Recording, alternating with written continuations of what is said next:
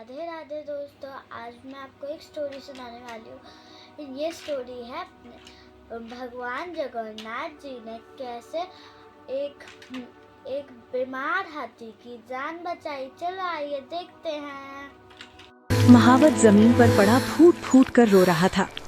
श्री जगन्नाथ मंदिर के हाथियों वाले बाड़े में आज एक बहुत ही भयानक और रुला देने वाली उदासी छाई हुई थी।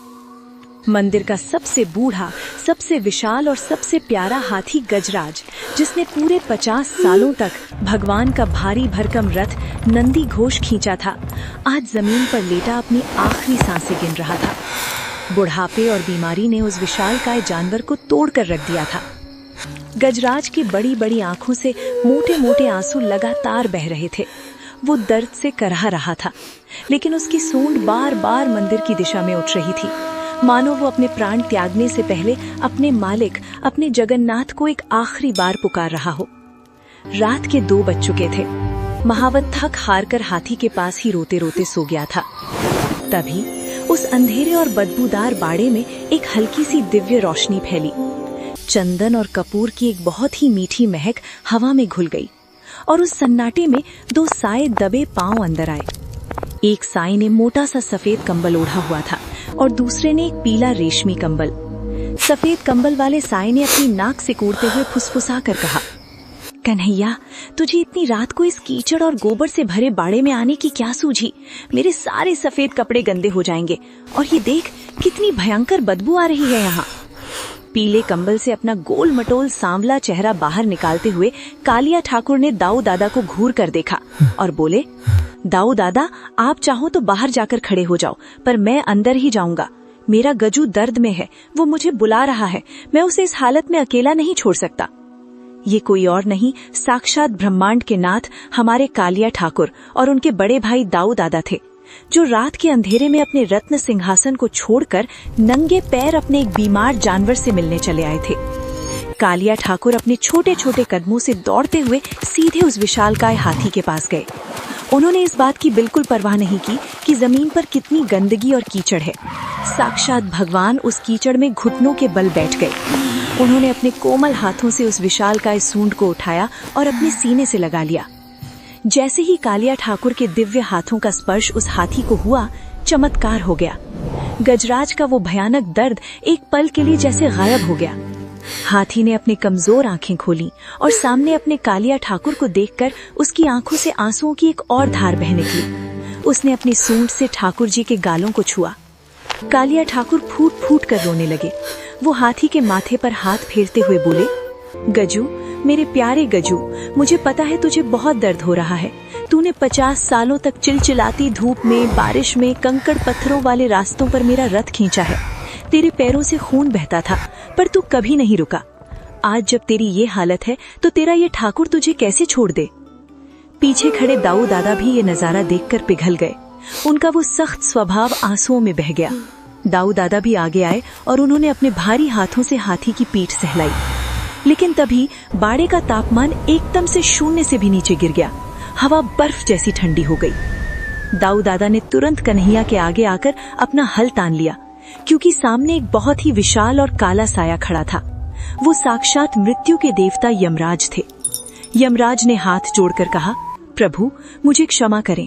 मैं नहीं जानता था कि आप दोनों यहाँ हैं, लेकिन इस प्राणी की उम्र अब पूरी हो चुकी है। इसका शरीर अब और दर्द नहीं सह सकता। मुझे इसके प्राण लेकर जाने की आज्ञा दें। कालिया ठाकुर झटके से खड़े हो गए। उन्होंने यमराज के सामने जाकर अपना छोटा सा सीना तान लिया और एकदम बच्चों जैसी लेकिन बहुत ही दमदार आवाज में बोले, नहीं यमराज, तू मेरे गजू को यहाँ से नहीं ले जा सकता। इसे दर्द है, मैं इसका दर्द ठीक कर दूंगा, पर ये मुझे छोड़कर कहीं नहीं जाएगा। यमराज ने सिर झुकाते हुए कहा, महाप्रभु, आप तो संसार के नियम बनाने वाले हैं। जिसका जन्म हुआ है उसकी मृत्यु निश्चित है। ये एक जानवर है प्रभु, इसने अपना जीवन जी लिया है।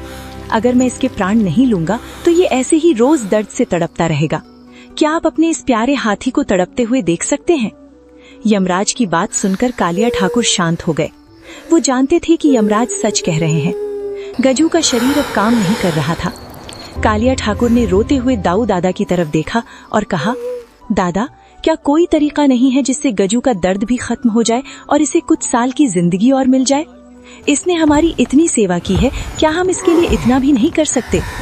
यमराज ने कहा, प्रभु, तरीका तो है, लेकिन वो संसार के नियमों के खिलाफ है। अगर कोई अपने हिस्से की नींद और अपने हिस्से का सुख इस प्राणी को दान कर दे तो इसकी उम्र कुछ साल और बढ़ सकती है और इसका दर्द हमेशा के लिए खत्म हो सकता है। पर भला एक हाथी के लिए कोई इंसान ऐसा क्यों करेगा? यमराज की बात पूरी भी नहीं हुई थी कि कालिया ठाकुर ने झट से कहा, मैं करूंगा। यमराज, तो मेरी नींद ले ले। वैसे भी मुझे रात को नींद कहाँ आती है। मैं गजू को अपनी नींद और अपना सारा सुख देता हूँ, तू इसके प्राण छोड़ दे।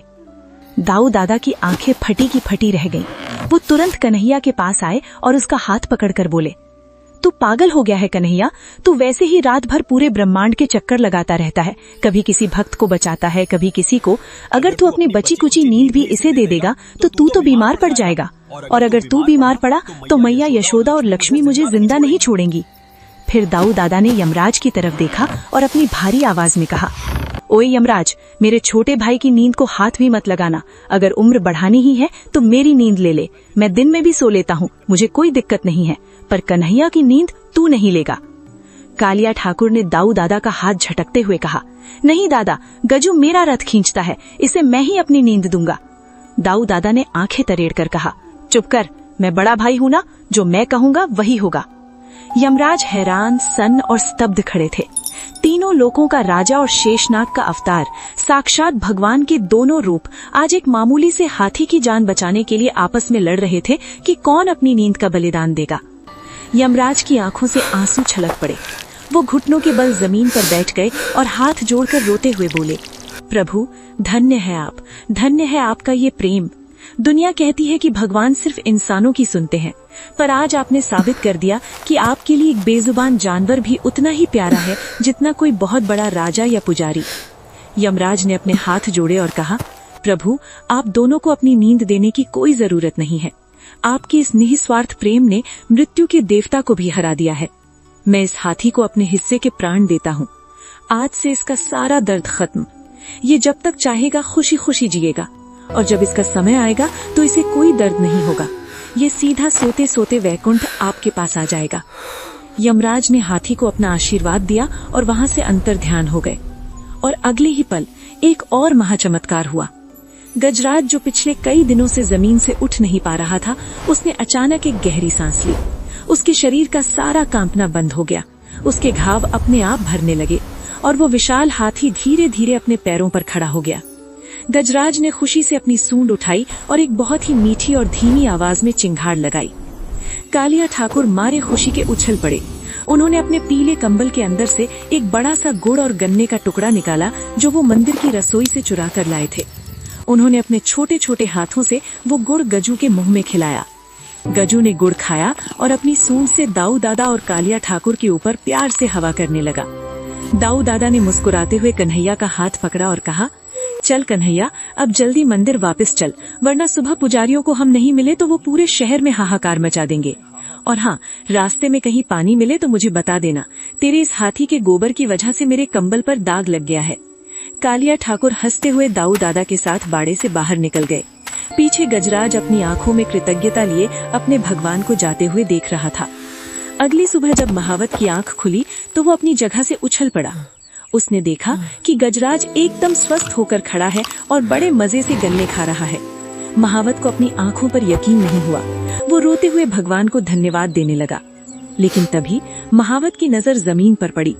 कीचड़ में दो बहुत ही छोटे छोटे पैरों के निशान छपे हुए थे और उन निशानों के पास ही एक छोटा सा पीला रेशमी धागा पड़ा हुआ था, जिसमें से आज भी वृंदावन के चंदन और कपूर की वैसी ही मीठी महक आ रही थी। महावत वो धागा देखकर फूट फूट कर रोने लगा। वो समझ गया था कि रात के अंधेरे में साक्षात ब्रह्मांड के नाथ उसके गजू को मौत के मुंह से खींच लाए थे। तो दोस्तों, ये है हमारे कालिया ठाकुर का प्यार। जो भगवान एक बेजुबान जानवर के आंसू नहीं देख सकता, वो भगवान अपने बच्चों को, अपने भक्तों को कैसे तड़पते हुए छोड़ सकता है। बस शर्त ये है कि आपके पुकारने में उस गजराज जैसी सच्चाई होनी चाहिए। अगर भगवान के इस अद्भुत और रुला देने वाले प्रेम ने आपके भी रोंगटे खड़े कर दिए हों, तो इस वीडियो को हर उस इंसान तक शेयर करें जो जानवरों से प्यार करता है, और कमेंट बॉक्स में पूरी श्रद्धा के साथ जय जगन्नाथ और जय दाऊ दादा जरूर लिखें। मिलते हैं भगवान की ऐसी ही किसी अद्भुत लीला के साथ। कमेंट में बताइएगा और चैनल को लाइक एंड सब्सक्राइब कर दीजिएगा। अगर आपको भी ऐसी मज़ेदार स्टोरीज देखनी है तो आइएगा की मस्ती क्लब पे। राधे राधे दोस्तों।